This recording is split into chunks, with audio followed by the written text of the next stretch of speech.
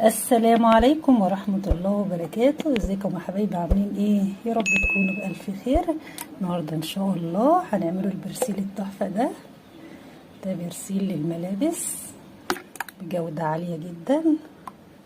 بس ما شاء الله انا كنت عاملاه معاكم قبل كده، واحنا قلنا نعمله تاني.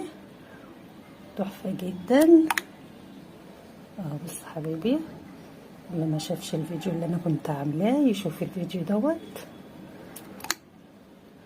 وعاملاه كمان بدرجة البي اتش، مظبطين البي اتش. عايزين تعرفوا احنا عملناه ازاي؟ يلا كده مع بعض ونشوفوا احنا عملناه ازاي. يلا كده مع بعض. اول حاجة حبايبي بسم الله كده، احنا بنبتدي اول حاجة اللي بنحط الصودا قشور كده في كوباية مية 90 جرام، قلبتها وبسيبها تبرد.